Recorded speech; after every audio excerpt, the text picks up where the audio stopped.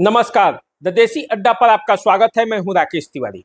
देखिए, सारण जिले में एनडीए के लिए सबसे मुश्किल सीटों में एक एकमा विधानसभा क्षेत्र के लिए कसमोकस जारी है।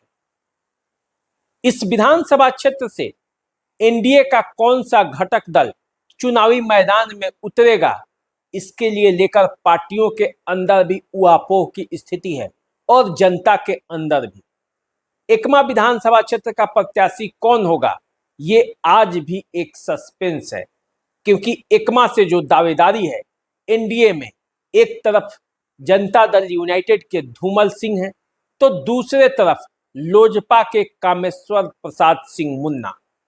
3 बार लगातार चुनाव लड़कर कामेश्वर सिंह मुन्ना राजनीतिक रूप से एक बार विधायक बनना चाहते हैं, वहीं धूमल सिंह अपने पुराने अस्तित्व को बचाए रखने के लिए फिर से चुनावी मैदान में उतरकर जनता दल यूनाइटेड को ये सीट दिलाने का दावा कर रहे हैं।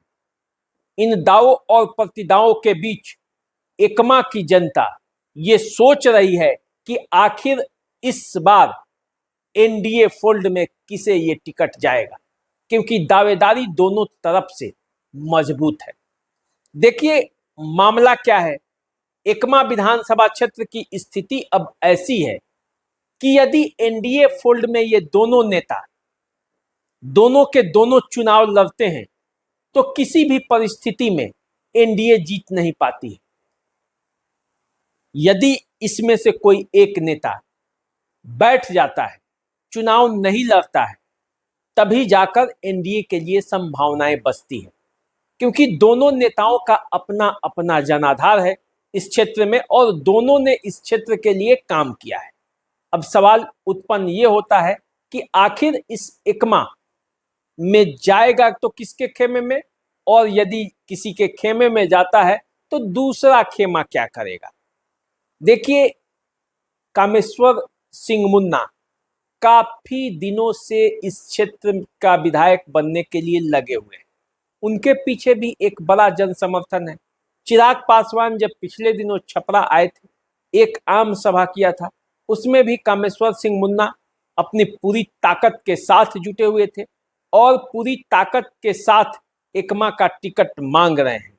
यदि पिछले चुनाव पर नजर डालेंगे तो पिछले चुनाव में यहां से आरजेडी के श्रीकांत यादव चुनाव जीत गए, तो उसका पूरा दारोमदार इन्हीं दोनों नेताओं पर है, धूमल सिंह पर और कामेश्वर सिंह मुन्ना पर।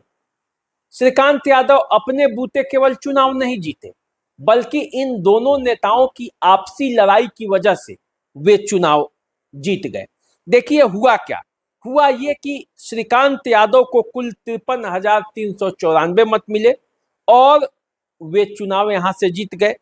कामेश्वर सिंह मुन्ना को 29,750 मत मिले और सीता देवी को, जो धूमल सिंह की पत्नी थी जिन्हें टिकट मिला था, 39,711 मत मिले। तो लगभग 13,000 कुछ मतों से यहां से श्रीकांत यादव जीते, जबकि कामेश्वर सिंह मुन्ना 29,750 मत अपने पाले में ले लिए।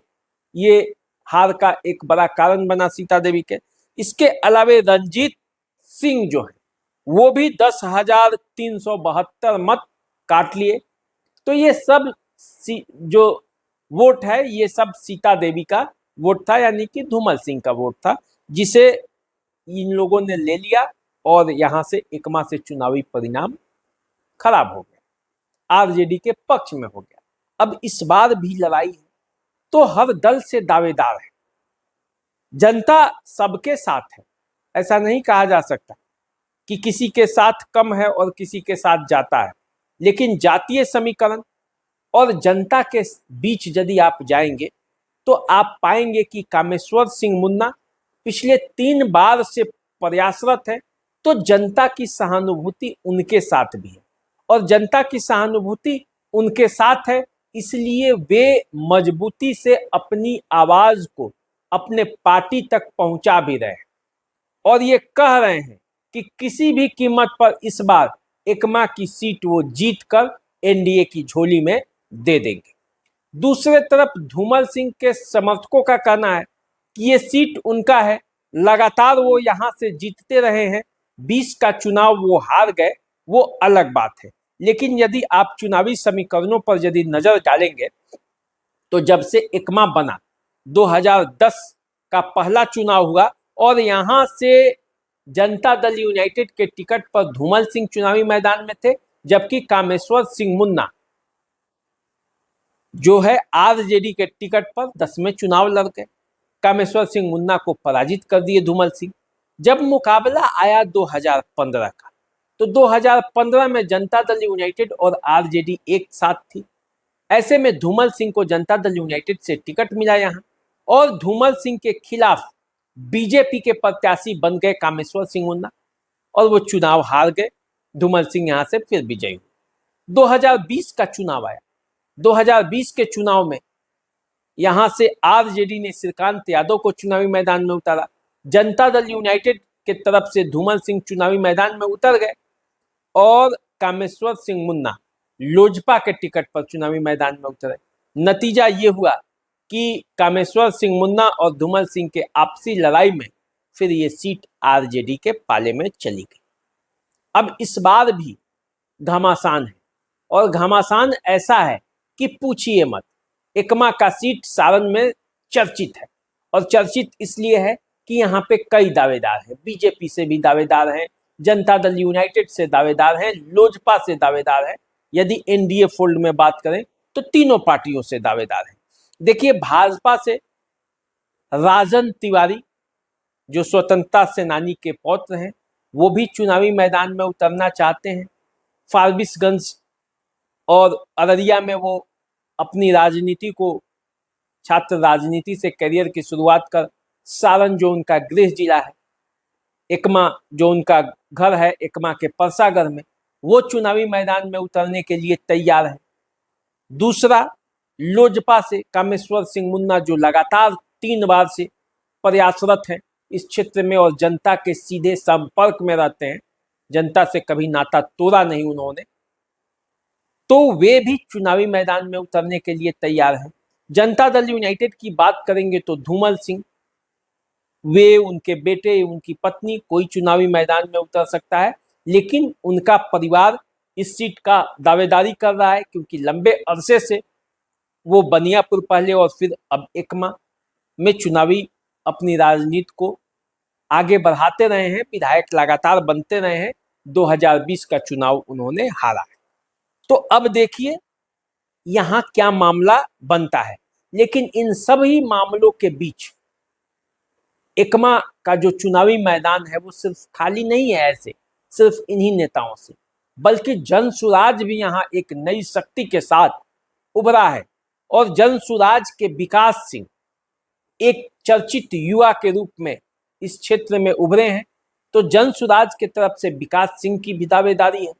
प्रशांत किशोर जब यहाँ आए थे तो उन्हें लड्डुओं से तौला गया, सिक्कों से तौला गया, काफी भीड़ और काफी लोगों का जुटान हुआ।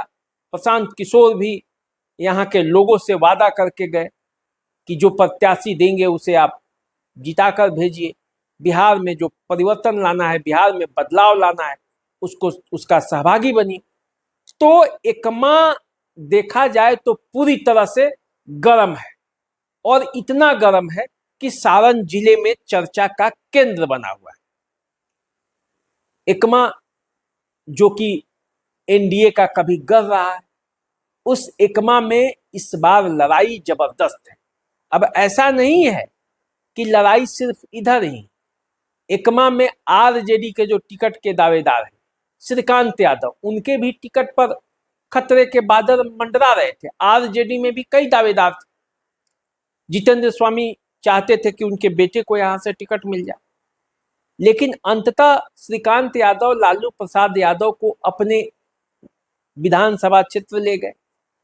अब श्रीकांत यादव पर कई आरोप ये लगता है कि उनका धंधा जो है, वो व्यवसायी हैं, कोलकाता में व्यवसाय में रहते हैं, क्षेत्र में कम समय दे पाते हैं, क्षेत्र उनके कार्यकर्ताओं के ही भरोसे चलता है। तो ऐसे में एकमा का समुचित विकास नहीं हो पाता, ये विपक्षियों का आरोप है। लेकिन श्रीकांत यादव कहते हैं कि वो इस क्षेत्र की सेवा में लगे रहते हैं, अपना तन मन धन लगाकर एकमा को आगे बढ़ाए हैं और आगे बढ़ाते रहेंगे। अब देखिए, जो एकमा है उस एकमा में लड़ाई तो जबरदस्त है और सभी के लिए चुनौती है।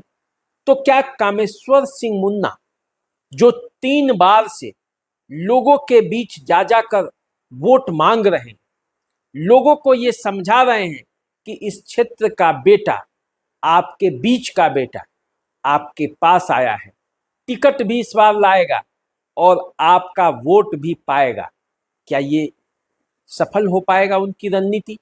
या फिर धूमल सिंह, जो ये कह रहे हैं कि आपसे जुड़े हुए हैं, आपका विधायक भी रहे हुए हैं, एकमा में जो विकास कार्य हुआ है उसे धूमल सिंह ने ही कराया है, या ये सफल हो पाएगा? या फिर एकमा में किसी और का जादू चलेगा, फिर दोनों तीनों लोगों के बीच जो टकराव होगी उसका लाभ सीधे सीधे आरजेडी को मिलेगा? ये तो आने वाले समय में पता चलेगा, जब टिकटों का बंटवारा होगा, जब ये सीट एनडीए के तरफ किसके खेमे में जाती है और आरजेडी से कौन चुनाव लड़ता है, जब ये पता चलेगा।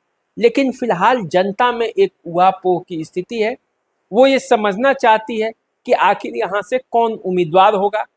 हर दल और हर नेता का अपना समर्थक है, सभी समर्थक अपने अपने नेता के लिए घूम रहे हैं, उनके लिए हवा बना रहे हैं, चुनावी बयार को उस पक्ष में बहाने की तैयारी में लगे हैं। लेकिन नतीजा क्या होता है ये आने वाले समय में पता चलेगा।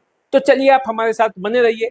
एकमा के बारे में जैसे ही कोई और जानकारी हमें मिलेगी, हम आपके बीच खड़े होंगे लेकर उन जानकारियों के साथ। अभी दीजिए इजाजत, नमस्कार।